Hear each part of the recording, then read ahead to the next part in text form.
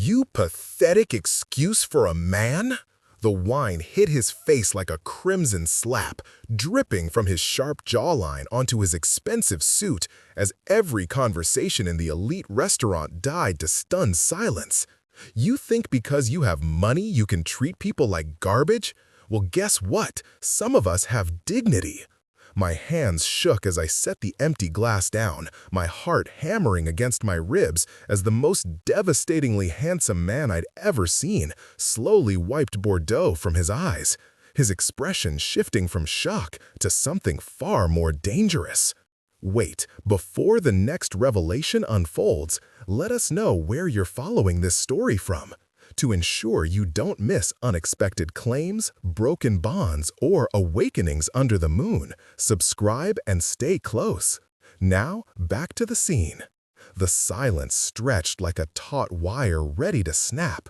Every patron, every server, every breath in Chateau Lumiere seemed suspended.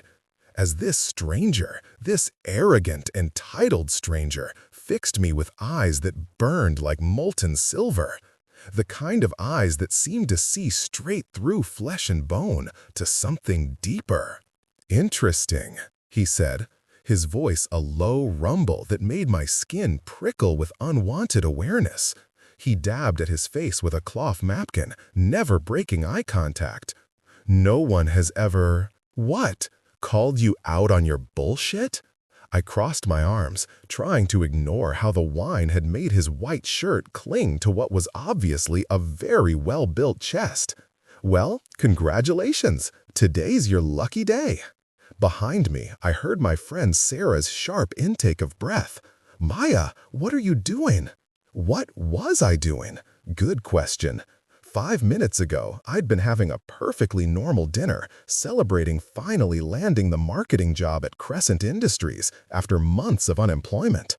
Then this man, this insufferably gorgeous man, had walked past our table and made a comment to his companion about desperate humans throwing themselves at opportunities above their station. The comment might not have been about me specifically, but after 6 months of rejection letters and condescending interviews, after having my electricity shut off twice and living on ramen noodles, something inside me had snapped. "I'm standing up for basic human decency," I said, lifting my chin, "something you clearly know nothing about." He folded the napkin with deliberate precision, his movements controlled in a way that suggested either exceptional self-discipline or barely contained violence. When he looked up, something predatory flickered in his gaze. "And you are?" "None of your business." A small smile played at the corners of his mouth, not pleasant exactly, but not entirely cruel either. "I see. The brave little warrior who fights injustice but won't give her name." "Maya Chen," I said before I could stop myself, hating how he'd goaded me into it. "And you are an asshole." The smile widened. "Dante Blackthorne. And you, Maya Chen, have just made things very interesting." Something about the way he said my name sent an unwelcome shiver down my spine. There was possession in it, ownership, as if by speaking it aloud, he'd claimed some part of me. "The only thing that's going to be interesting," I said, grabbing my purse from the table, "is how fast I can get away from you." I threw a 20 on the table, money I really couldn't spare, and started toward the exit. "Maya!" Sarah hurried after me, her heels clicking on the marble floor. "Maya, wait!" I didn't slow down until we were outside in the cool October air. My hands were still shaking, adrenaline coursing through my system like electricity. What the hell was that? Sarah grabbed my arm, spinning me to face her. "Do you have any idea who that was?" "Some rich prick who thinks he owns the world." "That's Dante Blackthorne." Sarah's eyes were wide with something between awe and terror. "As in Blackthorne Industries, as in one of the most powerful men in the city." My stomach dropped. How powerful. Billionaire powerful. Owns half the real estate in downtown. Has politicians on speed dial powerful. She ran a hand through her perfectly styled blonde hair. Maya, you just threw wine at someone who could destroy your life with a phone call. I leaned against the brick wall of the restaurant, suddenly feeling sick. The marketing job I just landed, would it disappear now? Would Dante Blackthorne make sure I never worked in this city again? I didn't know, I whispered. It doesn't matter. Sarah pulled out her phone. We need to get you out of here. My car's 3 blocks away. But as we started walking, I couldn't shake the feeling that we were being watched. Every shadow seemed to hide potential threats. Every sound made me jump. By the time we reached Sarah's BMW, my nerves were completely shot. Maybe it won't be that bad, Sarah said as she started the engine. Maybe he'll just forget about it. We both knew that was wish thinking. Men like Dante Blackthorne didn't forget slights, especially not public ones, especially not from nobodies like me. Sarah dropped me off at my tiny studio apartment in a building that had seen better decades. The elevator was broken again, so I climbed 4 flights of stairs, my legs feeling like lead. By the time I reached my door, exhaustion had replaced adrenaline. I fumbled with my keys, hands still unsteady, and finally managed to get inside. The apartment was dark, cramped, and smelled faintly of the Thai restaurant downstairs, but it was mine. Or, at least, it would be for the next month if I could make rent. I kicked off my heels and collapsed onto my second-hand couch, staring at the water stain on the ceiling that looked like a butterfly with a broken wing. What had I done? In one moment of righteous anger, I'd potentially destroyed everything I'd worked for. My phone buzzed. We need to talk. Tomorrow, 8 p.m., Blackthorne Tower, penthouse. Come alone. My blood turned to ice.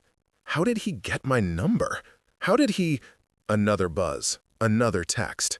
And Maya, wear something nice. We're going to dinner.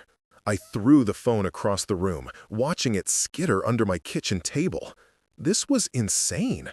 I wasn't going to some billionaire's penthouse just because he snapped his fingers. I had dignity, principles, self-respect.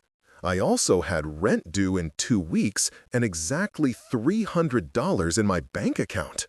The next morning brought new horrors. I woke to 17 missed calls and 43 text messages. Most were from Sarah, but several were from numbers I didn't recognize. The voicemails were worse. Maya, it's all over social media. Sarah's voice was tight with panic. Someone filmed the whole thing. #WineGirl is trending. I grabbed my laptop and searched for myself, immediately regretting it. The video was grainy but clear enough. Me throwing wine at Dante Blackthorne, calling him pathetic, storming out like some kind of avenging angel. The comments ranged from admiring to horrified to downright vicious.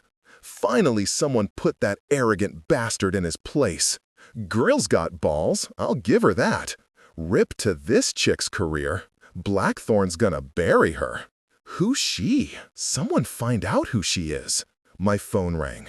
My new boss at Crescent Industries. Maya. His voice was carefully neutral. We need to talk. An hour later, I was unemployed again. Mr. Harrison had been apologetic but firm. Crescent Industries couldn't afford to be associated with the kind of controversy I'd created. Effective immediately, my position was terminated. I walked home in a daze, the October wind cutting through my thin jacket. By the time I reached my building, I felt hollow, scraped clean of hope. But as I climbed the stairs to my apartment, I found myself thinking about Dante Blackthorne's eyes, the way they'd burned silver when I'd challenged him. The way he'd said my name like a promise or a threat. We need to talk. Maybe I'd lost everything already. Maybe there was nothing left to lose. That evening, I stood in front of Blackthorne Tower wearing my one good dress, a simple black sheath I'd bought for job interviews. The building stretched into the darkening sky like a monument to power and ambition, all glass and steel and intimidation. The security guard in the lobby looked at me like I was a lost tourist. "Can I help you?" "I'm here to see Dante Blackthorne." He checked his computer, eyebrows raising slightly. "Maya Chen?" "That's me. Penthouse elevator is on your right. Mr. Blackthorne is expecting you." The ride to the top floor felt endless. When the doors finally opened, I stepped into an apartment that belonged in a magazine. Floor-to-ceiling windows offered a panoramic view of the city, and everything from the furniture to the art screamed expensive taste. "You came." I turned to find Dante Blackthorne standing by the windows, backlit by the city lights. He'd changed from his wine-stained suit into dark jeans and a black sweater that somehow made him look both more casual and more dangerous. "You destroyed my life," I said without preamble. "The least you could do is tell me why." "I didn't destroy anything." He moved toward me with that same controlled grace I'd noticed at the restaurant. "I simply let the consequences of your actions play out." "My actions?" Heat flared in my chest. "You were the one being an ass." "Was I?" He stopped close enough that I could smell his cologne, something dark and woodsy that made my head swim. "What exactly did I do to provoke your attack?" I opened my mouth to respond, then closed it. What had he done, exactly? Made a comment that might not even have been about me to someone else? It wasn't like he'd insulted me directly. "You were talking about people like me," I said finally. "People who are struggling, who are trying to better themselves. You called us desperate. People like you." He tilted his head, studying me. "And what kind of person are you, Maya Chen?" The question caught me off guard. Am nobody special. I work hard, I pay my bills, I try to be decent to people." "Nobody special." He repeated the words like they tasted bitter. "Is that really what you believe?" Before I could answer, he gestured toward the dining area. "You're here now. We might as well eat." The table was set for two, with china that probably cost more than my monthly rent. A bottle of wine, not the kind I'd thrown at him, but something that looked impossibly expensive, sat breathing beside crystal glasses. "I'm not hungry," I lied. I hadn't eaten since breakfast, unable to afford lunch and too upset to think about dinner. "Sit." It wasn't a request. Something in his tone made me bristle. "I'm not your dog." "No," he said quietly, "you're not." But I sat anyway, drawn by curiosity and hunger and something else I didn't want to name. He served the food himself. Apparently his staff had been dismissed for the evening, and I tried not to think about how domestic it felt. "Why am I here?" I asked as he poured wine into my glass. "If you wanted to gloat, you could have done that over the phone." "I don't want to gloat." He sat across from me, his presence filling the space between us. "I want to understand." "Understand what?" "You." His silver eyes held mine. "No one challenges me, Maya. No one dares." Maybe they should. Maybe. He took a sip of wine, never breaking eye contact. But they don't. They smile and nod and tell me what they think I want to hear.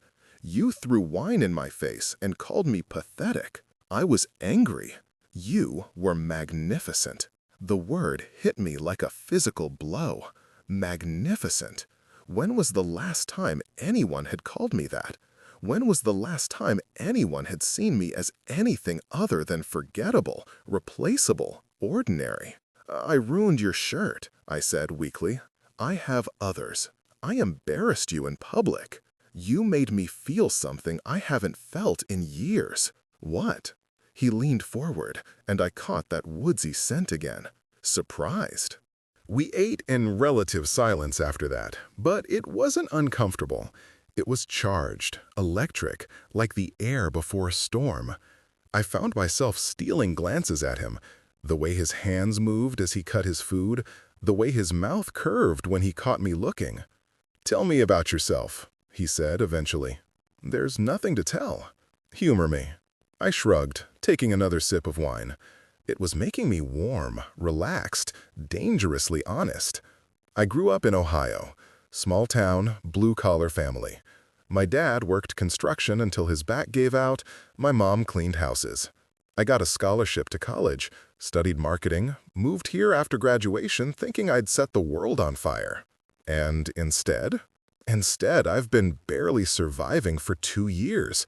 Temp jobs, freelance work, whatever I could get. Yesterday was supposed to be my big break. I laughed bitterly. Shows what I know. What if I told you it still could be? I looked up sharply. What do you mean? I have a proposition for you. Every warning bell in my head started ringing. What kind of proposition? I need someone who isn't afraid of me. Someone who will tell me the truth, even when it's uncomfortable. He leaned back in his chair, watching me carefully. I'm offering you a job. Doing what? Personal assistant, advisor, truth teller. His mouth quirked in what might have been a smile. Professional wine thrower. I stared at him. You're serious? The salary is $200,000 a year, plus benefits, plus a company apartment, something better than that studio you're living in. The numbers hit me like a sledgehammer. $200,000. Enough to pay off my student loans, help my parents, maybe even start saving for the future. It was more money than I'd ever dreamed of making. Why? I whispered. Because you're not nobody special, Maya Chen. He reached across the table, his fingers brushing mine. And I think it's time someone reminded you of that. His touch sent electricity shooting up my arm. I jerked my hand back, but the sensation lingered, making my skin burn. This is crazy, I said. I don't know anything about being someone's assistant. You'll learn. I threw wine at you. Exactly. He stood, moving around the table to stand behind my chair. I could feel the heat of his body, smell that intoxicating cologne. Most people are afraid to even look me in the eye, Maya. You stood up to me when you thought I was wrong. Do you have any idea how rare that is? I tilted my head back to look at him. You're really serious about this. Dead serious. His hand came to rest on my shoulder, thumb tracing small circles that made me shiver. Say yes. I should have said no. Should have walked away from whatever game he was playing. Should have known that men like Dante Blackthorne didn't offer ordinary girls like me extraordinary opportunities without expecting something in return. But the wine was singing in my veins, and his touch was making it hard to think clearly. And I was so tired of being broke and scared and invisible. Yes, I whispered. His smile was slow and devastating. Good. You start Monday. Wait. I stood, turning to face him. What exactly are you expecting from me? Because if you think, I think, he said, stepping closer, that you're going to change everything. Before I could ask what he meant, his phone buzzed. He glanced at it and his expression shifted, becoming distant and cold. Marcus is downstairs to take you home, he said, suddenly all business. He'll pick you up Monday morning at 8. The dismissal stung. One moment we'd been sharing something intense and electric. The next I was being shuffled out like an employee, which I supposed I now was. Dante, I started. Monday, Maya. He was already moving toward his desk, the moment broken. We'll discuss details then. The ride home in the back of a black SUV felt surreal. The driver, Marcus, apparently, was professional and silent, leaving me alone with my thoughts. What had I just agreed to? What did Dante Blackthorne really want from me? By the time we pulled up to my building, I'd convinced myself I was making a huge mistake. But when I checked my phone, there was already a text from an unknown number with bank routing information and an address for Monday morning. Your new apartment. Keys will be waiting at the front desk. Welcome to the team. Dee stared at the message until the words blurred. In the space of one evening, my entire life had changed. Again. I just wasn't sure if it was for better or worse. Monday morning came too soon and not soon enough. I'd spent the weekend packing my few belongings and trying not to panic about what I'd gotten myself into. The new apartment was in a building I'd only ever dreamed of living in, modern, secure, with actual working elevators, and a doorman who knew my name. The apartment itself was a revelation. Hardwood floors, granite countertops, a bedroom that could fit my old studio twice over. There was even a walk-in closet filled with clothes in my exact size, professional attire that probably cost more than I'd made in the past 6 months. A note was pinned to one of the blazers. Image matters in this business. Consider these a signing bonus.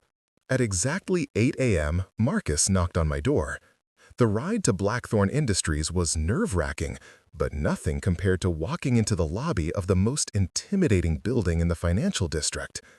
Everyone moved with purpose and precision, their expensive suits and confident bearing marking them as players in a game I'd never learned the rules to. "Mr. Blackthorn is waiting for you," the receptionist said with a smile that didn't reach her eyes. "Top floor." This elevator ride felt different from the one to his penthouse, more formal, more fraught. When the doors opened, I stepped into a world of glass and steel and barely contained power. "You're late," a crisp female voice said. I turned to see a woman in her 40s approaching, her silver hair pulled back in a severe bun, her charcoal suit impeccable. Everything about her screamed competence and barely concealed disdain. "I'm sorry, Veronica Hayes, Mr. Blackthorn's senior assistant." She looked me up and down like I was something unpleasant she'd found on her shoe. "I'll be training you. Try to keep up." The next 4 hours were a blur of protocols, procedures, and barely veiled hostility. Veronica made it clear that she considered my presence an insult to everything she'd worked to build. She rattled off information about Dante's schedule, his preferences, his business dealings, his contacts, speaking so quickly I could barely take notes. "Mr. Blackthorn takes his coffee black, no sugar. He has a standing appointment with his trainer at 6 a.m. every Tuesday and Thursday. He doesn't take calls during lunch unless it's an emergency. And trust me, your definition of emergency and his are not the same." Veronica? We both turned to find Dante standing in the doorway of what I assumed was his office. He was in full business mode, charcoal suit, silver tie, an aura of controlled power that made my breath catch. "Sir, I'll take it from here." His eyes found mine. "Maya, my office."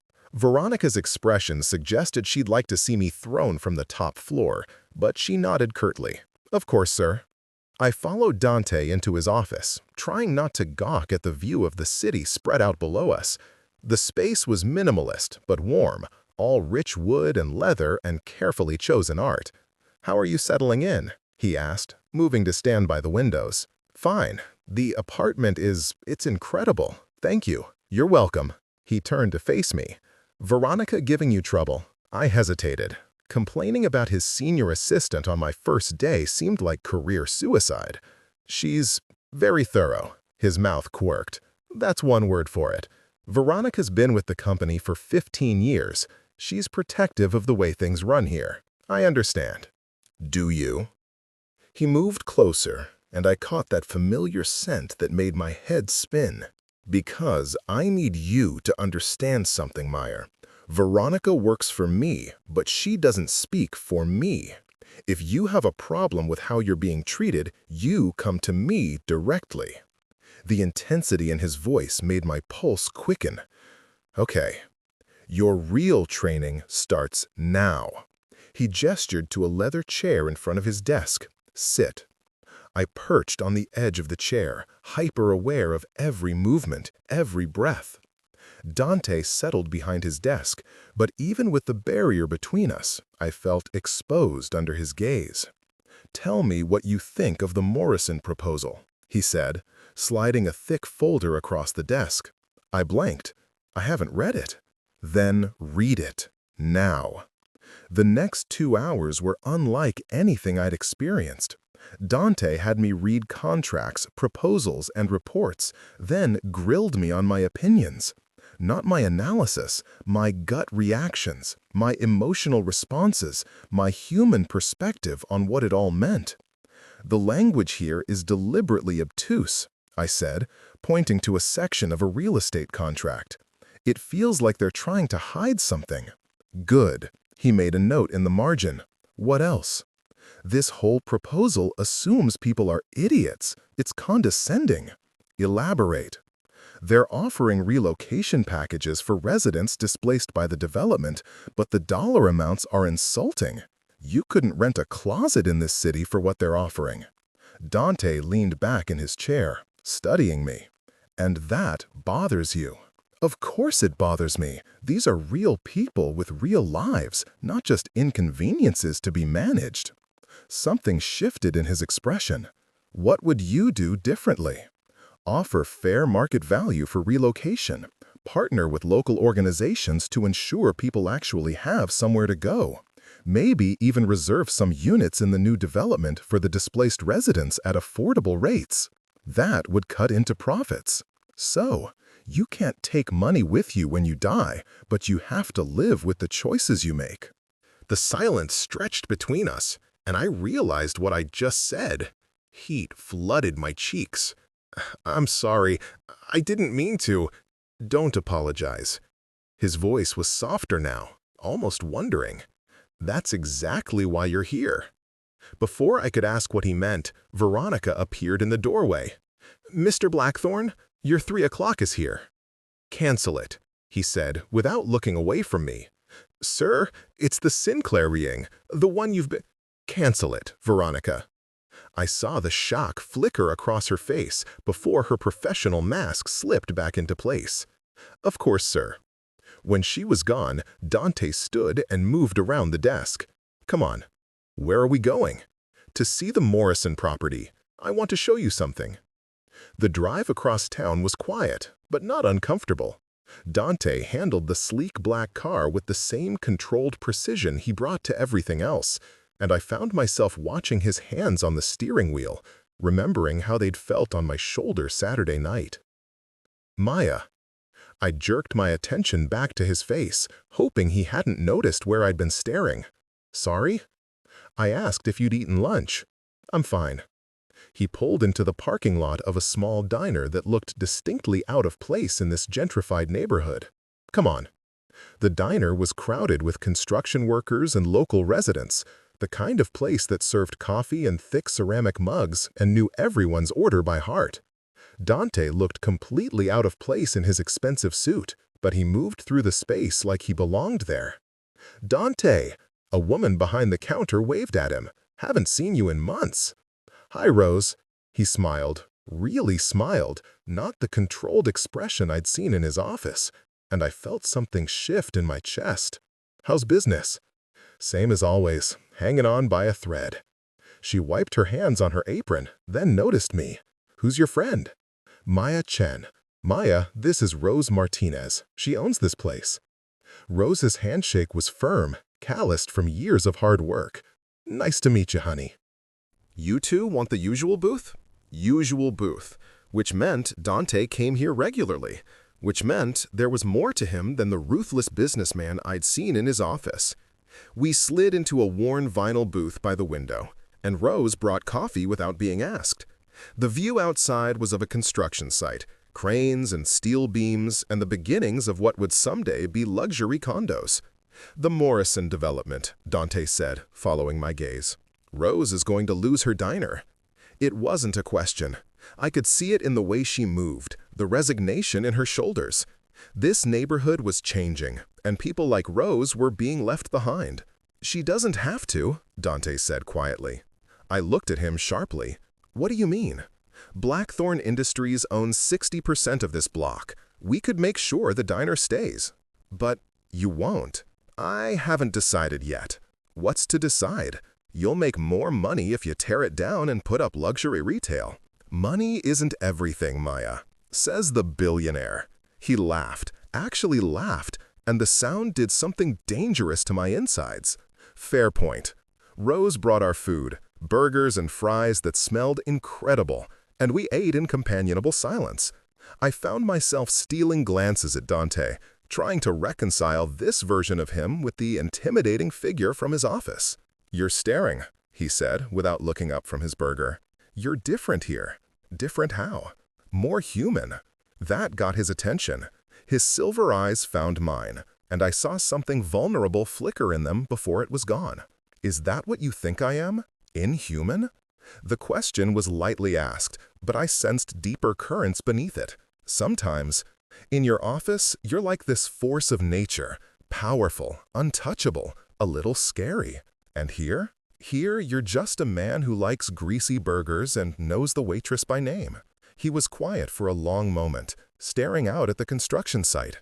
"My father brought me here when I was a kid, after my mother died." Rose's parents owned it then. Rose was just a teenager working summers. We'd sit in this same booth and he'd tell me stories about building the company, about the responsibility that came with power. The vulnerability in his voice made my chest tight. "How old were you?" 10. That's young to lose a parent, young to lose a mother. I never really had a father. He turned back to me, his expression carefully neutral again. He died 5 years ago. Heart attack at his desk, still working at midnight. "I'm sorry." "Don't be. We weren't close." He signaled Rose for the check. But he taught me something important that day, in this booth. What? That power without conscience is just destruction with better PR. The words hung between us as we drove back to the office. I found myself thinking about the contradiction of Dante Blackthorne, the ruthless businessman who remembered a diner from his childhood, the billionaire who questioned whether money was everything, the man who'd offered me a job after I'd humiliated him in public. Maya. We were back in his office, the afternoon sun slanting through the windows. "I want you to prepare a counter-proposal for the Morrison development."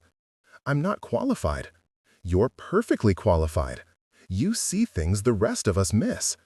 He moved to stand behind my chair again, his presence warm and unsettling. "Include provisions for Rose's diner and the relocation packages you mentioned. It'll cost millions. We can afford it." I turned to look at him. "Why?" "Because you're right. We have to live with the choices we make." His hand came to rest on my shoulder again, thumb tracing that same maddening pattern.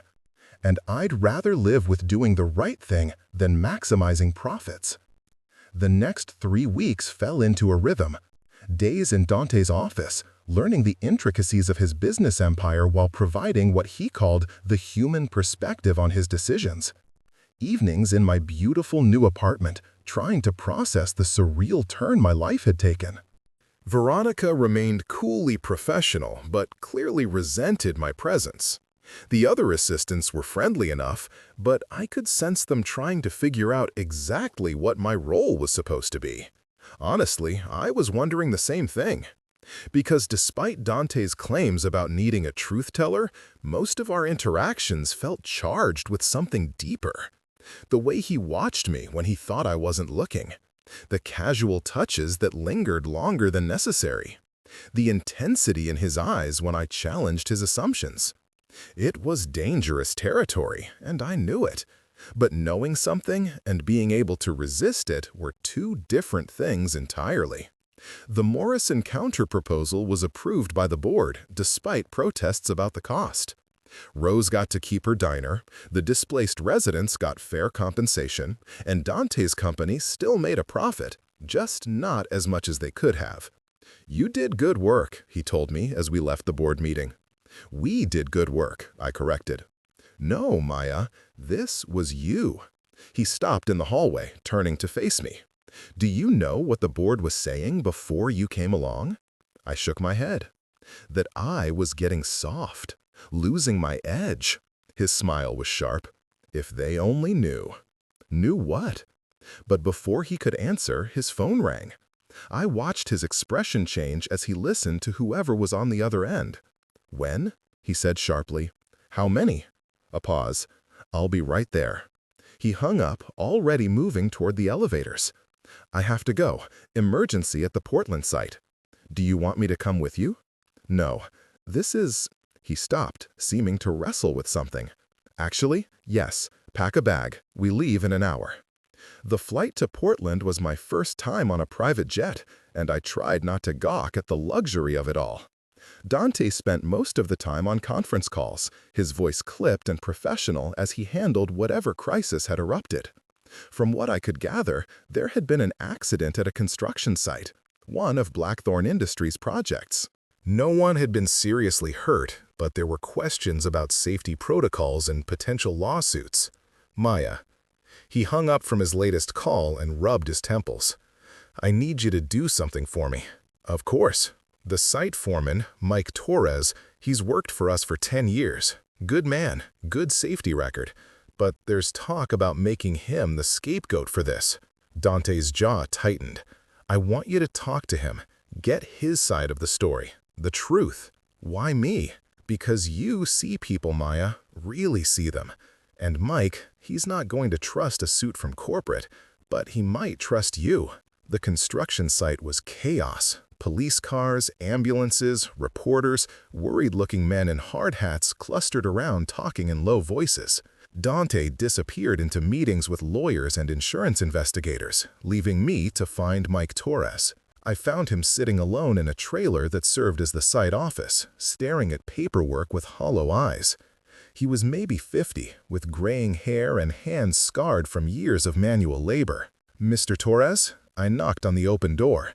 I'm Maya Chen from Blackthorn Industries. I was hoping we could talk. He looked up, taking in my business attire with resigned wariness. Here to fire me? No. I stepped into the trailer, closing the door behind me. I'm here to listen. For the next hour, Mike told me about the accident. A crane operator had made a mistake, not following protocol, taking a shortcut that it nearly cost someone their life. But the corporate investigators were looking for someone higher up the chain to blame, and Mike was the convenient target. I've been doing this for 30 years, he said, his voice thick with exhaustion. Never had an accident like this. But these corporate types, they need someone to hang this on. Tell me about the crane operator. Jimmy? He's been struggling lately, going through a divorce, custody battle with his ex. I should have pulled him off the job, but we were behind schedule and… Mike shrugged helplessly. I made a judgment call. Wrong one, apparently. But you followed all the safety protocols otherwise. Every single one. I can show you the paperwork. And he did. For another hour, we went through incident reports, safety checklists, training records. Everything was in order, except for one moment of human error, the kind that happened on construction sites everywhere, every day. When I found Dante, he was in a heated discussion with a team of lawyers in expensive suits. They were talking about liability and exposure and damage control, reducing the afternoon's events to numbers on a balance sheet. Gentlemen, Dante said when he saw me, give us a moment. The lawyers filed out, looking annoyed at the interruption. When we were alone, Dante's professional mask slipped, revealing exhaustion and frustration. What did you find out? I told him everything Mike had shared, watching Dante's expression grow darker with each detail. So they want to destroy a good man to cover for a systems failure? He said when I finished. It looks that way. And what do you think we should do about it? The question hung between us, loaded with implications. This was why he'd brought me here, not just to investigate, but to be his conscience in a situation where the easy choice was also the wrong one. We'd take responsibility, I said, corporate responsibility. Improve the safety protocols, provide better support for workers going through personal crises. Make sure this doesn't happen again. But we don't throw Mike Torres under the bus. Dante was quiet for a long moment, staring out the window at the construction site. That's going to cost us. Millions in settlements, probably. Negative publicity. Shareholders won't be happy. Since when do you care what shareholders think? He turned to look at me, something unreadable in his expression. Since never. You're right. He moved toward the door. I'll tell the lawyers we're taking a different approach. Dante. I caught his arm as he passed, and the contact sent that familiar jolt of electricity through me. You're a good man. Am I? His voice was soft, dangerous. Or am I just trying to impress you? Before I could answer, he was gone, leaving me alone with the implications of what he'd just said. We flew back to the city that night, the cabin of the jet dimly lit and intimate. Dante had shed his jacket and tie, rolled up his sleeves, and I found myself watching the play of muscle in his forearms as he worked on his laptop. "Mike Torres called," I said, setting down my own computer. "He wanted to thank you." "He shouldn't thank me. He should thank you." Dante looked up from his screen. "If you hadn't been there, I might have taken the easy way out." "I don't believe that." "Why not?" "Because of the diner, because of the Morrison development, because you're not the man you pretend to be in that boardroom." He saved his work and closed the laptop, giving me his full attention. "And what kind of man do you think I am?" The question was loaded, intimate in a way that made my pulse quicken. We were alone, 30,000 feet above the ground, and the air between us felt charged with electricity. "I think you're someone who cares more than he wants to admit," I said carefully. "Someone who's built walls so high he's forgotten what it feels like to let people in." "Is that your professional assessment, Dr. Chen?" "That's my personal observation." "Personal?" He repeated the word like it tasted interesting. "And what else do you observe, personally?" The conversation had shifted into dangerous territory, but I couldn't seem to stop myself from following. "I observe that you're lonely, that you use power and control to keep people at a distance, that you hired me not because you needed a truth teller, but because you needed someone who wasn't afraid of you." "Careful, Maya." His voice was low, warning. "You're getting very close to the truth." "What truth?" He stood, moving to the chair across from mine, close enough that I could see the silver flecks in his eyes. "That I didn't hire you to be my assistant." My heart hammered against my ribs. "Then why?" "Because from the moment you threw wine in my face, I haven't been able to stop thinking about you." His hand reached out, fingers tracing the line of my jaw. "Because you're brave and honest and beautiful, and I want you more than I've ever wanted anything in my life." The confession hung between us like a lit fuse. I should have pulled away, should have reminded him about professional boundaries and power dynamics and all the reasons this was a terrible idea. Instead, I leaned into his touch. "Maya." My name was a prayer on his lips. "Tell me to stop." "I can't." He kissed me then, and it was nothing like I'd imagined. It wasn't gentle or tentative. It was possession and desperation and months of denied want compressed into a single moment. I kissed him back with equal fervor, my hands fisting in his shirt, pulling him closer. When we finally broke apart, we were both breathing hard. "This is insane," I whispered. "Completely insane," he agreed, his forehead resting against mine. "You're my boss." "I know." "This could destroy everything." "I know." His thumb traced my lower lip, and I shivered. "Do you want me to stop?" The answer should have been yes, should have been professional and responsible and safe. "No," I breathed. He kissed me again, deeper this time, and I lost myself in the taste and heat of him. When his hands tangled in my hair, when he whispered my name like a prayer, when he looked at me like I was something precious and rare, I forgot all the reasons this was wrong and remembered only how right it felt. We didn't talk about it the next morning. Back in the office, surrounded by the familiar rhythms of business, it felt like something that had happened to other people. Dante was his usual controlled self, and I threw myself into work with desperate focus. But the charged glances continued. The casual touches that lingered longer than necessary. The way he said my name that made my skin burn. Veronica noticed, of course. She'd developed a sixth sense for anything that might threaten her position as Dante's primary gatekeeper, and my growing influence clearly had her worried. Maya. She appeared at my desk late one afternoon, her smile sharp enough to cut glass. "Mr. Blackthorne asked me to give you this." She handed me a manila envelope with my name written in Dante's bold handwriting. Inside was an invitation to a charity gala, along with a note, "Saturday night. Wear something that will make every man in the room jealous. D." "The autumn charity gala," Veronica said, watching my face carefully. Very exclusive. The guest list reads like a who's who of the city's elite. Have you been before? Of course. I coordinate Mr. Blackthorn's attendance every year. Her smile turned predatory, though he's never brought a date. The implication was clear. I was stepping into territory she considered hers. But before I could respond, Dante appeared in the doorway of his office. Maya, my office.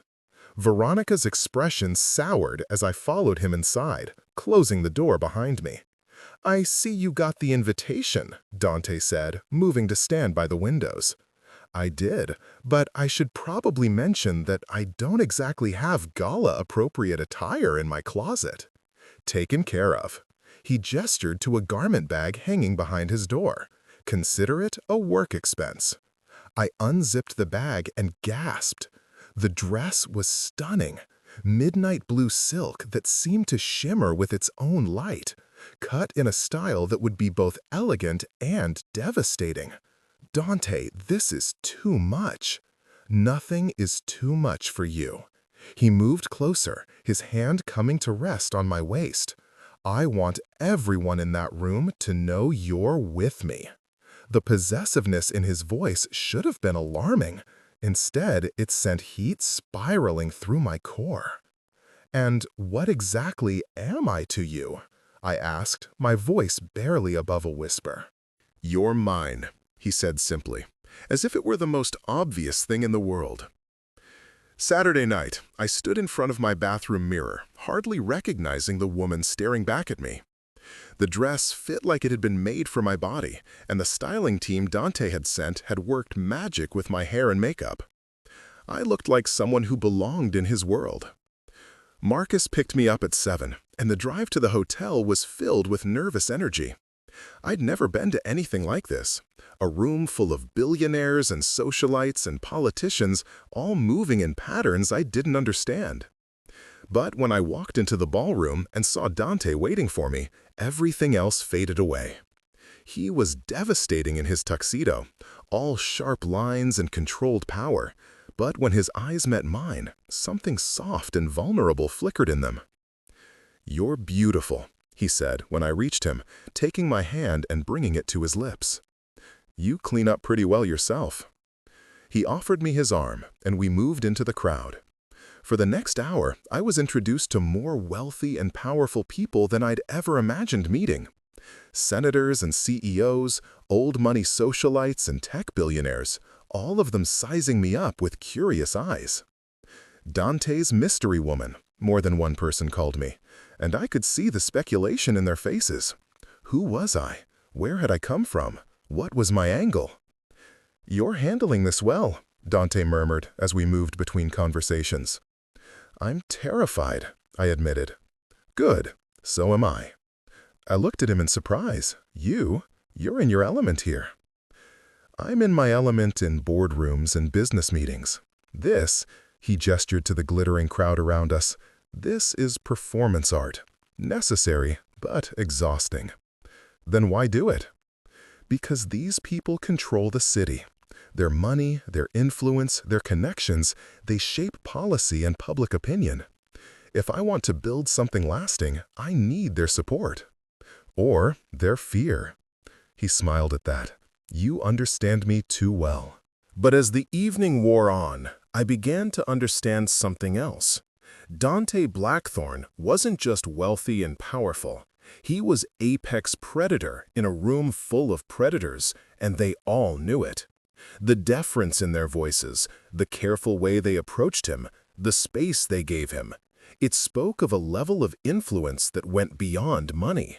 "Maya?" A woman's voice interrupted my observation. I turned to find a stunning brunette in a red dress that probably cost more than most people's cars. "I don't think we've been introduced. I'm Vivian Steele." The name meant nothing to me, but I saw Dante tense beside me. "Maya Chen," I said, extending my hand. "Chen?" Vivian's smile was razor sharp. "How exotic. And what do you do, Maya?" "I work for Blackthorn Industries." How interesting. In what capacity? Personal assistant, Dante said before I could answer, his voice carrying a warning. Personal assistant. Vivian repeated the words like they amused her. How thorough of you, Dante. Though I have to say, she's quite different from your usual type. My usual type? You know, sophisticated, established, from the right families. Vivian's eyes raked over me dismissively. But I suppose there's something to be said for novelty. Heat flared in my chest, but before I could respond, Dante stepped forward, his presence suddenly radiating danger. Vivian. His voice was silk over steel. I think you've had enough champagne for one evening. Have I? She laughed, but there was nervousness in it now. I was just making conversation with your assistant. My partner, Dante corrected, his arm sliding around my waist in a gesture that was both protective and possessive. And if you'll excuse us, we were just leaving. He guided me away from Vivian, but I could feel her eyes following us, calculating and cold. Who was that? I asked, when we were out of earshot. No one important, but the tension in his shoulders suggested otherwise. We ended up on a balcony overlooking the city, the cool October air a relief after the stifling atmosphere inside. The lights of the city spread out below us like fallen stars, beautiful and remote. I'm sorry about Vivian, Dante said after a long moment. She's a bitch? He laughed, some of the tension leaving his frame. I was going to say complicated, but your assessment is more accurate. Ex-girlfriend? Ex-fiancé. The words hit me like a physical blow. Oh, it was a long time ago, a mistake. What happened? He was quiet for so long I thought he wasn't going to answer. When he finally spoke, his voice was distant, remembering. I was young, stupid. I thought I needed someone from my world, someone who understood the expectations and responsibilities. He turned to look at me, his eyes intense in the moonlight. I was wrong. Why? Because she wanted the name and the money and the status. She never wanted me. His hand cupped my face, thumb tracing my cheekbone. Not like you do. Dante, I know this is complicated. I know the power dynamic is fucked up, and I'm asking you to trust me with your career and your heart. His forehead touched mine, but I need you to know that what I feel for you, it's real. It's not about convenience or novelty or any of the bullshit Vivian was implying. What is it about? It's about the way you challenge me, the way you make me want to be better, the way you see me, not the money or the power, but me. He kissed me softly, sweetly. I'm falling in love with you, Maya. The confession hung between us, precious and terrifying. I wanted to say it back, wanted to tell him that I was falling too, that he'd become the center of my world in ways that both thrilled and terrified me. But before I could speak, his phone rang. Ignore it, I whispered against his lips. I can't. He glanced at the screen, and his expression changed. It's Marcus. He wouldn't call unless. He answered the phone, and I watched his face go pale as he listened. We'll be right there, he said. What's wrong? There's been an accident. Your building. There was a fire. The ride back to my apartment building was a blur of sirens and flashing lights. By the time we arrived, the fire was out, but the damage was extensive. The top 3 floors were gutted, and the rest of the building was uninhabitable due to smoke and water damage. I'm sorry, miss, a firefighter told me as I stared at the wreckage. No one can go back inside tonight, maybe not for weeks. I stood there in my beautiful gown, watching my life literally go up in smoke. Everything I owned, my clothes, my books, the few photographs I had of my family, all of it was gone. Maya, Dante's hand found mine, squeezing gently. Come on, let's get you somewhere safe. Where am I supposed to go? With me. I wanted to argue, to insist that I could find a hotel or stay with Sarah, But the truth was, I had nowhere else to go. The apartment had been provided by Blackthorn Industries, and now that it was gone, "This is temporary," I said as we drove to his penthouse, "just until I can find somewhere else." "Of course," he agreed, but something in his tone suggested he had other plans. Back in his apartment, the luxury felt overwhelming after what I'd just lost.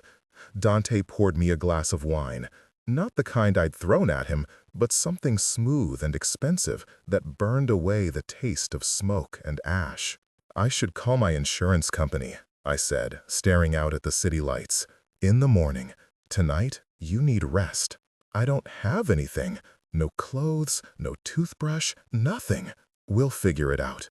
He moved behind me, his hands coming to rest on my shoulders. "Right now, you're safe." But I didn't feel safe. I felt unmoored, adrift, like everything solid in my life had been stripped away. The job, the apartment, the illusion of independence, all of it had been given to me by the man standing behind me, and all of it could be taken away just as easily. "Maya." Dante's voice was soft, concerned. "Talk to me." "I don't have anything that's really mine," I said, the words coming out small and broken. "The apartment, the clothes, this job, it's all yours. I'm completely dependent on you." "That's not how I see it." "Then how do you see it?" He turned me to face him, his hands framing my face. "I see a woman who changed my entire perspective on business in 3 weeks.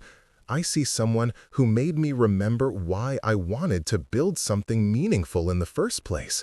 I see the person I want to share everything with. What if you change your mind? What if you get tired of me challenging you, or you find someone more suitable for your world? That's not going to happen. You don't know that. You thought Vivian was suitable once." Pain flickered in his eyes. "That was different. I was different." "How?" "Because I didn't love her." His thumbs brushed away tears I didn't realize I was shedding.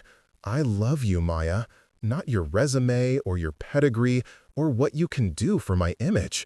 You, the woman who throws wine at billionaires and fights for diner owners and makes me want to be worthy of her." The words broke something open inside me, all the fear and vulnerability and desperate hope I'd been holding back.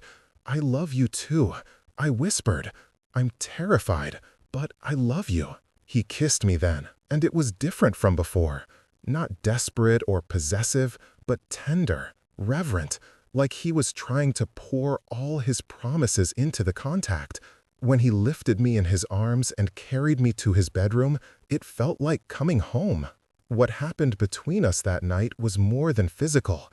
It was a claiming, a surrender, a recognition of something that had been building since the moment our eyes met in that restaurant. When he worshipped my body with hands and mouth and whispered endearments, when I gave myself to him completely and held nothing back, we crossed a line that could never be uncrossed. Afterward, lying in his arms with the city lights painting patterns on the walls, I felt something I hadn't experienced in years: complete security. "I have something to tell you," Dante said, his fingers trailing patterns on my bare shoulder. "Hmm?" "The fire wasn't an accident." I went rigid in his arms. "What do you mean?" "The investigation is preliminary, but they found evidence of arson. Someone wanted to destroy that building." "Why would anyone?" I stopped, understanding flooding through me. "Someone wanted to hurt me, to hurt us." His arms tightened around me. "I have enemies, Maya, people who see you as a weakness they can exploit." "Like Vivian?" "Maybe, I don't know yet." He tilted my chin up to meet his eyes. "But I'm going to find out, and I'm going to make sure you're protected." "Protected how?" "Security detail, bulletproof cars, whatever it takes." I sat up, pulling the sheet around me. "That's not a life, Dante. That's a prison." "It's temporary, until we figure out who's behind this." "And what if we don't? What if this is just what loving you means? living in fear, looking over my shoulder, never knowing who might want to hurt me to get to you." He was quiet for a long moment, and I could see the war playing out on his face, the desire to protect me warring with the knowledge that I was right. "There's something else," he said finally, "something I should have told you before." "What?" "I'm not just a businessman, Maya. Blackthorn Industries is just the public face of what I am." My stomach dropped. "What are you talking about?" He got up, moving to the window, and for a moment I was struck by how alone he looked, despite his power and wealth. "My family were not entirely human." The words hung in the air like a challenge to reality itself. "I don't understand." "We're shifters, werewolves specifically." He turned back to me, his eyes reflecting the moonlight in a way that suddenly seemed less than human. "And I'm not just any shifter, Maya. I'm the Alpha King." I stared at him, waiting for the punchline, for him to tell me this was some kind of elaborate joke, but his expression was deadly serious. "Werewolves," I said slowly. "You're telling me werewolves are real?" "Very real." "And you're their king?" "I lead the most powerful pack in North America. Dozens of smaller packs answer to me. Hundreds of shifters look to me for protection and guidance." My mind reeled, trying to process what he was telling me. Werewolves, alphas, pack hierarchy, things that belonged in fantasy novels, not in the bedroom of the man I just made love to. "Show me," I said suddenly. "Maya, if this is real, show me." He studied my face for a long moment, then nodded. "Stay on the bed." What happened next defied everything I thought I knew about the world. Dante's body began to change, bones shifting and elongating, muscles rippling as his human form gave way to something else entirely. In less than a minute, where the man I loved had been standing, there was now a massive black wolf with silver eyes that were unmistakably his. I should have screamed, should have run, should have called the police or a psychiatrist or someone who could explain how the world had suddenly become a place where the impossible was real. Instead, I found myself reaching out to touch the wolf's massive head. "You're beautiful," I whispered. The wolf, Dante, nuzzled against my palm, and I could feel the warmth and intelligence behind those silver eyes. This wasn't a monster or a creature from a horror movie. This was still him, just in a different form. A moment later, he shifted back, the transformation as fluid and impossible as before. He stood before me naked and vulnerable, watching my face for signs of fear or rejection. "Why didn't you tell me before?" I asked. "Because I was afraid you'd run." His voice was rough with emotion. "Because humans who know about our world either become part of it, or they disappear." The words sent ice through my veins. "Are you threatening me?" "No, never." He moved toward the bed, his movements careful and non-threatening. "But there are others who would. The supernatural world has rules, Maya, secrets that must be kept. And some of my kind don't believe humans can be trusted with those secrets. What about you? What do you believe?" "I believe you're my mate." The word carried weight, significance beyond its human meaning. "I believe you were meant to be mine, and I was meant to protect you with my life." "Mate?" I tested the word. "Like soulmates?" "Stronger than that. It's a bond that goes beyond choice or compatibility. It's destiny."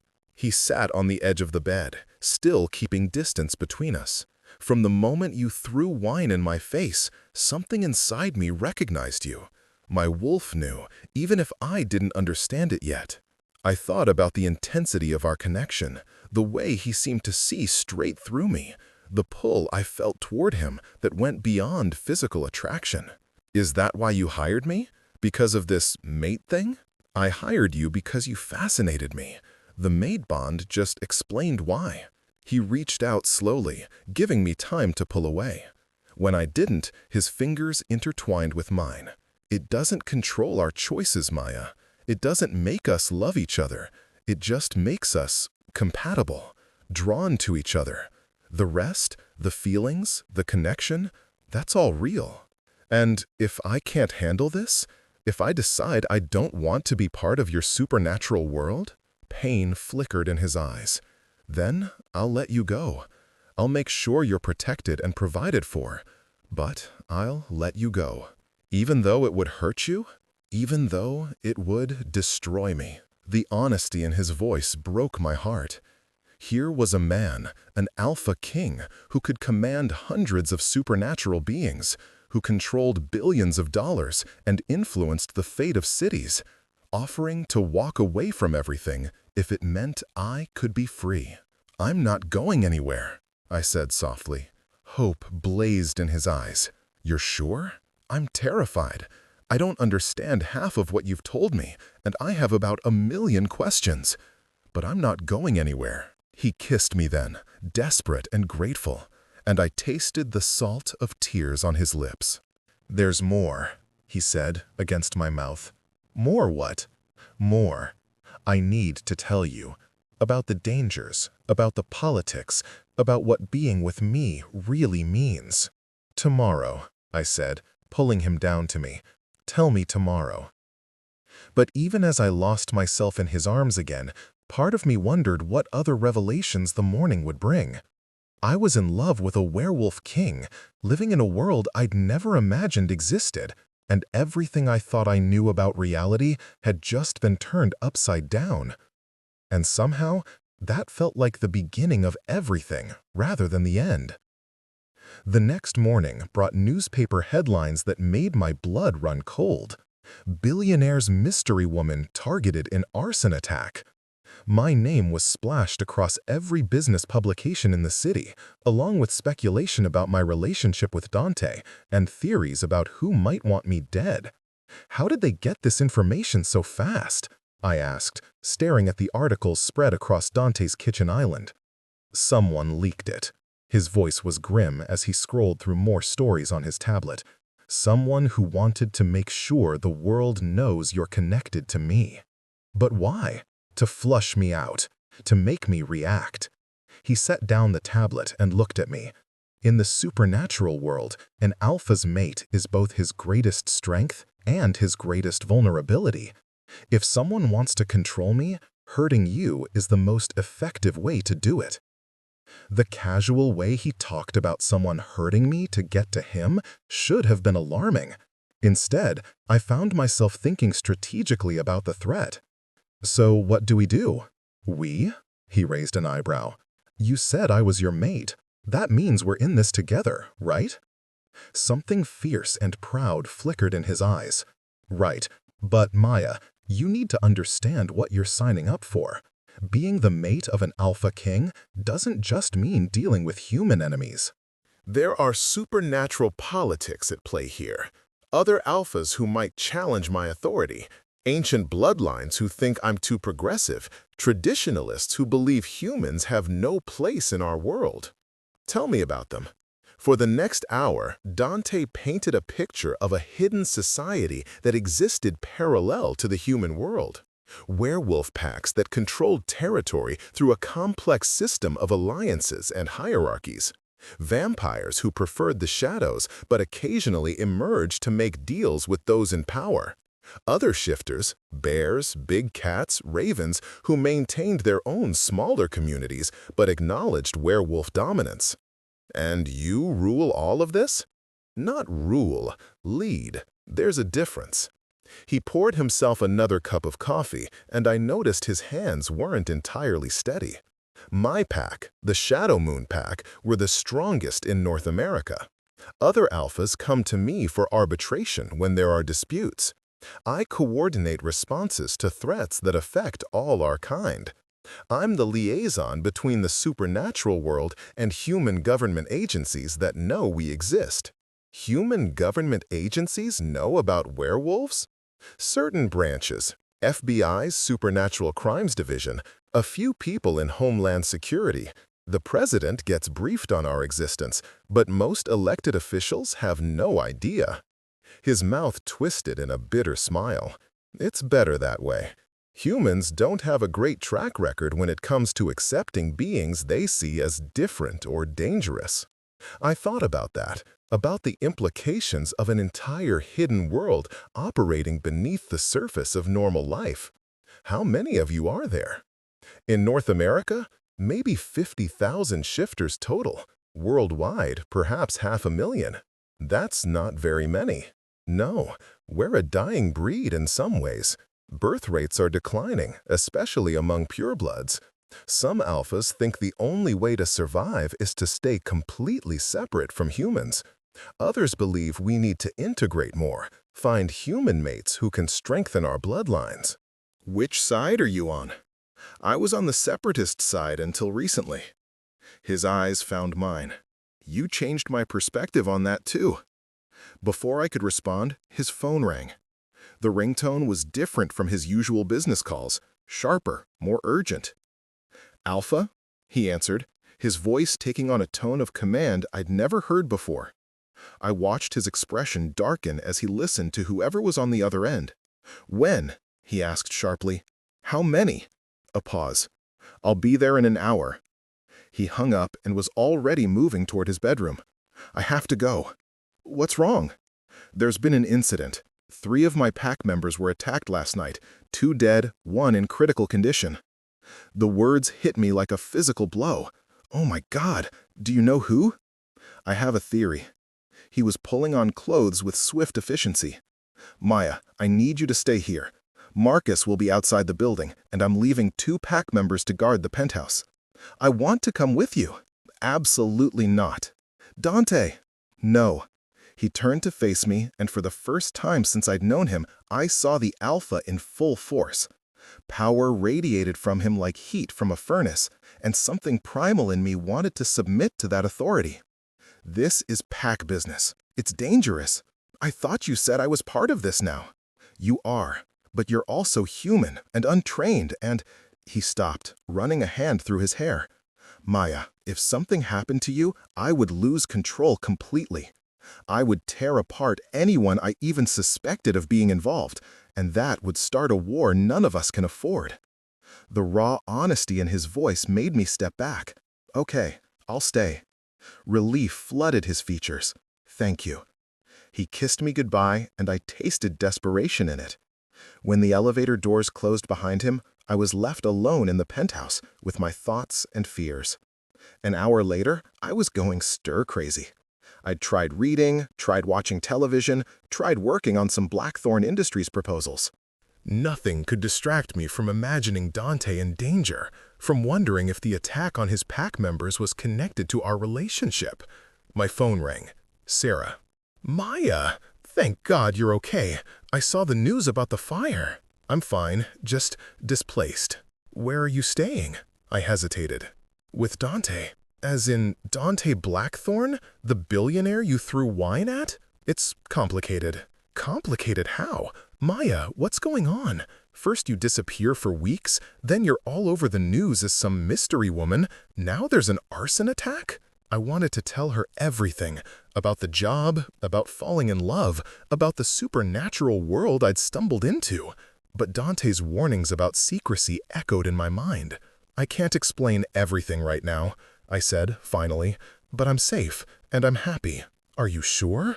Because if this guy is putting you in danger, he's not. He's protecting me. But even as I said the words, I wondered if they were true. Would I be safer if I'd never met Dante Blackthorn? Would 3 werewolves still be alive if their alpha king hadn't fallen in love with a human woman? I was still wrestling with those thoughts when the elevator chimed. Dante was back, but one look at his face told me the news wasn't good. The pack member in the hospital died, he said without preamble. I'm so sorry. That's 3 of my people dead, Maya. Good people with families and friends who depended on them. His voice was controlled, but I could see the rage simmering beneath the surface. And I know who's responsible. Who? Lucian Steele, Vivian's older brother. The name sent a chill through me. The woman from the gala? The same. Lucian is Alpha of the Bloodstone Pack, our biggest rival. He's been pushing for a challenge to my authority for years, but he's never been strong enough to take me on directly. So he's targeting your pack members? He's targeting you. Dante moved to the windows, staring out at the city. The attacks last night were a message. He wants me to know that he can reach anyone connected to me. Then we give him what he wants. Dante spun around. What? We end this. You challenge him, defeat him, make it clear that attacking your people has consequences. Maya, you don't understand. An Alpha challenge isn't a business negotiation. It's a fight to the death. The words hung between us, stark and terrifying. To the death? That's the only way challenges can end. One Alpha lives, one dies, and the winner takes control of both packs. I sank onto the couch, the implications hitting me. And if you lose? I won't lose. But if you do? He was quiet for a long moment. Then Lucian becomes the Alpha King, and you become his prisoner. Or worse. The casual way he said it made my blood run cold. Maybe I should leave. Go back to Ohio. Disappear for a while. Running won't solve anything. Lucian won't stop until he's proven his dominance. Dante moved to sit beside me, taking my hands in his. But there might be another way. What kind of way?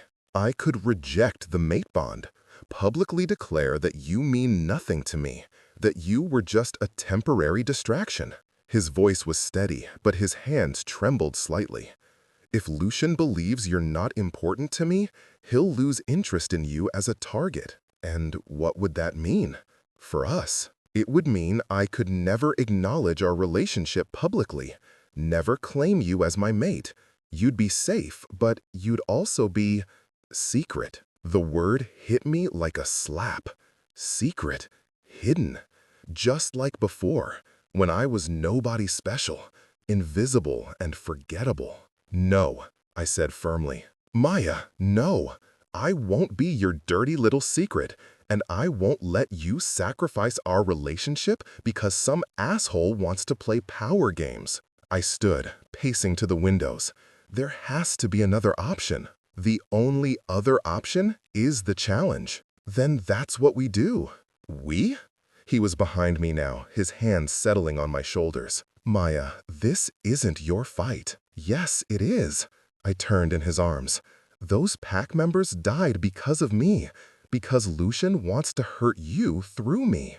That makes it my fight. You're human. There's nothing you can do against an alpha werewolf. Maybe not directly, but I'm good at finding solutions to impossible problems. It's what you hired me for, remember? For the first time since he'd returned, something like hope flickered in his eyes. What are you thinking? I'm thinking that Lucian is expecting you to react emotionally, to charge in and challenge him out of rage and grief. I moved to his laptop, pulling up everything I could find about alpha challenges and pack law. What if we don't give him what he expects? For the next 3 hours, we researched and planned and strategized. What we discovered was that while alpha challenges were traditionally fights to the death, there were other forms of combat that could be substituted if both parties agreed. Contests of strategy, tests of leadership, even business competitions had been used in modern times when alphas wanted to avoid the carnage of physical combat. The trick, I said, scrolling through pack law precedents, is getting Lucian to agree to alternative terms. And for that, we need leverage. What kind of leverage? The kind that hurts him more than killing you would. It took another 2 hours, but we found it. Lucian's pack was in financial trouble. Several failed investments and some expensive legal battles had left them cash poor despite their substantial territory holdings. If he lost his pack lands, his pack members would be absorbed into other groups, and his bloodline would lose its alpha status permanently. He needs a victory, I said, pieces clicking into place. Not just any victory, he needs to prove to his pack that he can provide for them, protect them, secure their future. So we offer him that. We offer him the chance to win it. I turned to face Dante. What if the challenge wasn't about physical combat? What if it was about who could build the most successful territory, provide the best life for their pack members? A business challenge, a leadership challenge. 1 year to prove who can create more prosperity, more security, more growth for their people. The winner gets acknowledged as the stronger alpha, and the loser steps down. Dante was quiet for a long moment, considering. It's never been done before, which means there's no precedent saying it can't be done. Lucian will never agree to it. He's traditionalist, old-school dominance and physical power. He will if we make the alternative more terrifying than losing a fight. What alternative? I smiled, feeling the familiar rush of solving an impossible puzzle. Public exposure. What would happen to the supernatural world if humans found out about it? Dante's eyes widened. It would be chaos, government intervention, media frenzy, possible violence on both sides. And who would be blamed for that exposure? Whoever was careless enough to let it happen. Exactly. So, we let Lucian know that if he continues targeting humans, targeting me, there's going to be a very public investigation into the attacks. Media attention, FBI involvement, congressional hearings. The kind of scrutiny that makes it very hard to keep supernatural activities secret. You're talking about blackmail. I'm talking about mutually assured destruction. He doesn't want exposure any more than you do.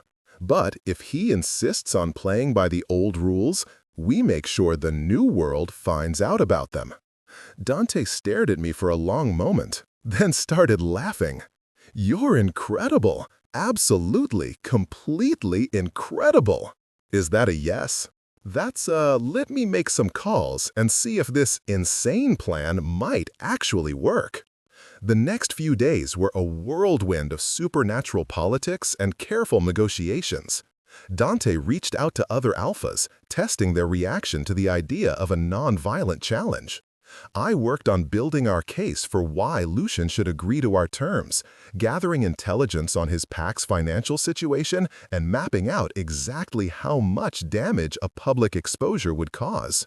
The response was mixed, but promising. Younger alphas were intrigued by the idea of modernizing challenge protocols. Older ones were skeptical, but willing to consider alternatives to the bloodshed that had claimed too many pack leaders over the centuries. The Conclave has agreed to hear our proposal, Dante told me on Thursday evening. The Conclave? Council of Alphas. 7 pack leaders who arbitrate disputes and interpret pack law. He pulled me into his arms, and I could feel the tension in his body. If they approve our challenge format, Lucian will have to agree or face sanctions from the entire werewolf community. And if they don't approve, then we do this the old way. I tightened my arms around him, pressing my face against his chest. When is the meeting? Tomorrow night, full moon. Is that significant? Everything important happens during the full moon. It's when our power is strongest, when the bonds between pack members are most intense. His hand tangled in my hair.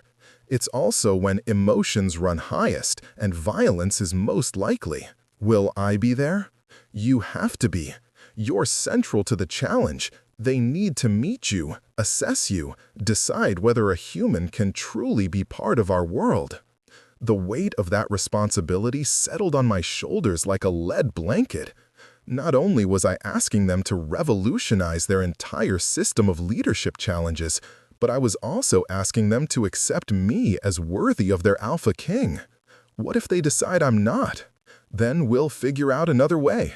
His lips brushed my forehead. But Maya, you need to understand, if the Conclave rejects you, it's not just about our relationship, it's about your safety. Some of the older alphas believe humans who know our secrets should be eliminated. Eliminated. Killed.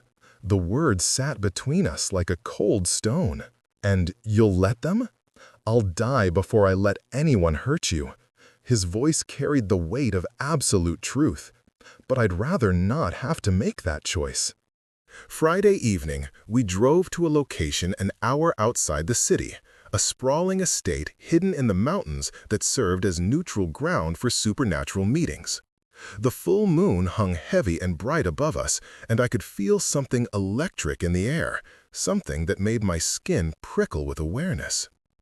"Is it always like this during the full moon?" I asked as we pulled through ornate iron gates. "Like what?" "Like the air is alive." Dante glanced at me sharply. "You can feel that?" "Feel what?" "The moon's pull. Most humans can't sense it." Before I could ask what that meant, we were pulling up to a house that looked like something from a Gothic novel, all stone and towers and leaded glass windows that seemed to watch our approach. "Ready?" Dante asked. I straightened my shoulders, checked my appearance in the mirror one last time. I was wearing a simple black dress that Sarah would have called funeral appropriate, conservative, professional, utterly forgettable, which was exactly the point. Tonight wasn't about making an impression. It was about proving I wasn't a threat. Ready. The inside of the house was as imposing as the exterior. Dark wood, ancient tapestries, furniture that had probably been crafted centuries ago. But it was the people waiting for us that truly took my breath away. 7 men and women stood around a massive oak table, and even without knowing who they were, I could feel the power radiating from them. They moved with the same controlled grace I'd noticed in Dante, but there was something wilder about them, something that suggested the wolf was never very far from the surface. Dante, a woman with silver-streaked hair and eyes like chips of amber, stepped forward. "Thank you for coming." Elena. Dante inclined his head respectfully. "Thank you for agreeing to hear our proposal." Elena's gaze shifted to me, and I felt like I was being examined by a predator, deciding whether I was prey or competition. "And this is the human." "This is Maya Chen," Dante said, his hand settling protectively on my lower back. "My mate." The word sent a ripple of reaction through the assembled alphas. Some looked curious, others skeptical, 1 or 2 openly hostile. "She's very young," a man with graying temples said dismissively. "Age doesn't determine worthiness, Marcus," Elena replied, never taking her eyes off me. "Miss Chen, do you understand why you're here?" "I understand that my relationship with Dante has created complications for your community," I said, keeping my voice steady. "And I also understand that you're being asked to consider changes to traditions that have served your people for centuries." "And what do you think of those traditions?" It was a loaded question, and I knew my answer would determine everything that followed. "I think traditions exist for a reason, and they shouldn't be discarded lightly. But I also think that cultures which refuse to evolve eventually die." "Interesting perspective from someone who's been part of our world for less than a week," Marcus said with obvious disdain. "You're right," I said, meeting his gaze directly. "I'm new to your world, but I'm not new to leadership or to change management or to finding solutions when old methods stop working." "And you believe our methods aren't working?" "I believe that if a system requires the death of leaders to maintain order, it's inherently unstable. You're losing valuable people to challenges that could be resolved through other means."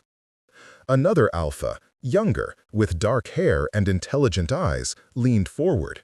"What other means would you suggest?" For the next hour, I presented our proposal in detail. Leadership challenges based on concrete results rather than physical dominance. Contests that would strengthen packs rather than diminish them. Alternatives that would preserve the competitive nature of alpha culture while reducing the carnage. The questions came hard and fast, testing every aspect of the plan, probing for weaknesses and unintended consequences. But I'd spent my career thinking through complex problems, and I'd spent the last week immersed in supernatural politics. I had answers.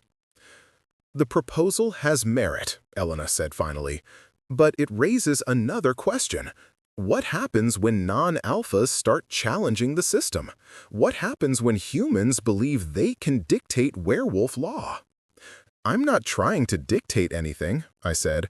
I'm offering an alternative to bloodshed that might strengthen your community instead of depleting it.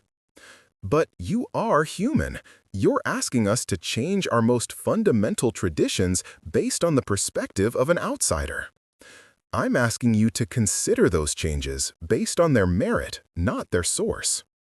And if we refuse? This was the moment I'd been dreading and preparing for. Then Lucian Steele gets what he wants, a traditional challenge that will end with either his death or Dante's. But either way, the attacks on pack members will stop because I'll make sure the human world knows about them. The silence that followed was absolute. Several alphas exchanged glances that carried volumes of unspoken communication. You would expose our entire society to protect one werewolf? The young alpha asked. I would expose the parts of your society that threaten innocent people, I corrected, human or supernatural. That's quite a threat from someone who claims to want to help our community, Marcus said coldly. It's not a threat, it's a consequence. I looked around the table, meeting each alpha's gaze in turn. If your community chooses violence over innovation, if you decide that tradition is more important than the lives of your people, then you're choosing a path that leads to exposure eventually anyway.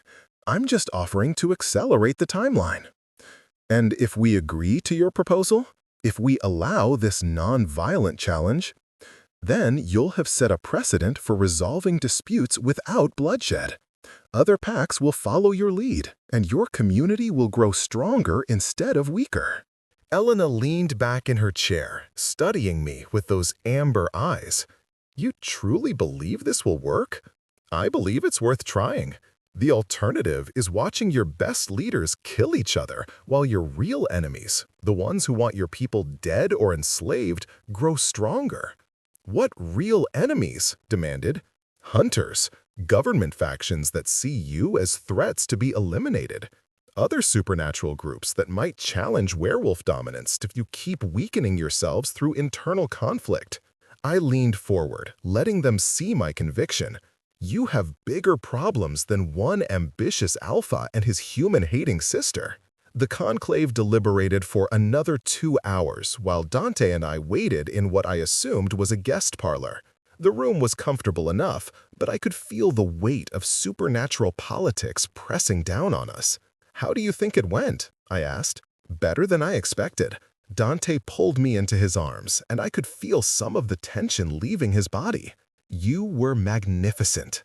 I felt like I was one wrong word away from getting us both killed. You were. His smile was rueful, but you didn't say it. When Elena finally came to retrieve us, her expression was unreadable. The conclave has reached a decision. Back in the main room, the 7 alphas stood as we entered. Elena took her place at the head of the table, and when she spoke, her voice carried the weight of ancient authority. By a vote of 5-2, the conclave approves your proposed challenge format, she announced. Lucian Steele will be given the choice: accept a 1-year leadership contest with terms to be negotiated, or face the consequences of continuing his attacks on pack members. Relief flooded through me so suddenly I almost stumbled. Dante's hand found mine, squeezing gently. However, Elena continued, the conclave also rules that Maya Chen must undergo the trials. The relief turned to ice in my veins. What trials? Ancient tests to determine whether a human is worthy of joining a werewolf pack, Elena explained. 3 challenges that test courage, wisdom, and loyalty. Pass all 3 and you'll be formally recognized as Dante's mate. Fail any one? And, I prompted when she didn't finish, and the mate bond will be severed permanently. You'll have your memories of our world erased and you'll be relocated somewhere far from supernatural influence. That's essentially a death sentence for what we have, Dante said, his voice tight with anger. It's a compromise, Marcus replied. Some of us wanted her eliminated entirely. This gives her a chance to prove she belongs. When? I asked. The next full moon, 28 days from tonight. 28 days to prepare for tests I didn't understand, to prove I was worthy of a world I'd only just discovered existed. 28 days to prepare for the possibility that I might lose Dante forever. I'll do it, I said, ignoring Dante's sharp intake of breath. Maya, he started. I'll do it, I repeated firmly. Whatever the trials involve, I'll do them. Elena nodded approvingly. Very well. Dante, you'll receive the full parameters within the week. Maya Chen, I suggest you use the time wisely. As we drove back to the city, Dante was unusually quiet. I could feel the tension radiating from him, the barely controlled emotion that he was struggling to contain. Talk to me, I said finally. I should never have let you do this. You didn't let me do anything. This was my choice. A choice based on incomplete information. Maya, the trials aren't just tests. They're designed to break people, to push them past their limits and see what's left. What kind of tests? I don't know. They're different for each person, tailored to their specific weaknesses and fears. He pulled over to the side of the road, gripping the steering wheel until his knuckles went white. And if you fail, when you fail, I'll lose you completely. Not just the relationship, but every memory of what we had. I won't fail. You don't understand. These aren't written exams or physical challenges you can train for. They reach into your soul and tear out everything you're afraid of, everything you doubt about yourself, everything you think makes you unworthy. His voice broke slightly. And then they make you face it alone. I reached over, covering his hands with mine. Then it's a good thing I have you to help me prepare. I can't help you with the trials themselves. No one can. That's the point. They have to be faced alone. But you can help me understand what I'm facing. You can help me get stronger, mentally and emotionally, and maybe even physically. I squeezed his hands. We have 28 days, Dante. Let's not waste them on fear. He looked at me then, and I saw something shift in his expression. The despair receded, replaced by determination and something that looked almost like pride. You're right. He started the car again, his movements more decisive. If the conclave wants to test you, we'll make sure you're ready. The next 4 weeks were unlike anything I'd ever experienced. Days were spent learning about supernatural history and politics, studying the complex relationships between different species, and understanding the cultural significance of pack bonds and alpha authority. Evenings were devoted to physical training, not to make me stronger than a werewolf, which was impossible, but to teach me how to move efficiently, how to fall without injury, how to conserve energy during prolonged stress. But it was the mental and emotional preparation that proved most challenging. Dante brought in supernatural counselors who specialized in helping humans adapt to the shifter world. They taught me meditation techniques for managing overwhelming sensory input, breathing exercises for controlling fear responses, and visualization methods for maintaining focus under extreme pressure. The trials will try to convince you that you don't belong, Dr. Sarah Blackwood explained during one of our sessions. She was a human who had undergone the trials herself 30 years earlier and was now one of the foremost experts on human shifter integration. They'll show you every reason why a werewolf pack would be better off without you. How do I fight that? You don't fight it. You accept it, examine it, and then choose your path anyway. She leaned forward, her expression intense. The trials aren't about proving you're perfect, Maya. They're about proving you're committed. Committed to what? To being part of something larger than yourself, even when it's difficult. To supporting your pack, even when they disappoint you. To loving your mate, even when he makes mistakes that could get you both killed. As the full moon approached, I found myself changing in ways I hadn't expected. The constant exposure to supernatural energy was affecting me physically. My senses were sharper, my reflexes faster, my intuition more accurate. Dante noticed it too, watching me with a mixture of wonder and concern. "Is this normal?" I asked, after I correctly predicted that his phone was about to ring 3 seconds before it actually did. "No," he said quietly, "it's not." "What does it mean?" "I don't know. But Maya, humans don't usually react this way to prolonged supernatural exposure. Most of them become overwhelmed, lose the ability to function in either world. And the ones who don't? There are theories. Some supernatural scholars believe that certain humans have latent supernatural genes, bloodlines that were mixed centuries ago and are just now manifesting. He pulled me into his arms, and I could smell his uncertainty. Others think that true mates can share.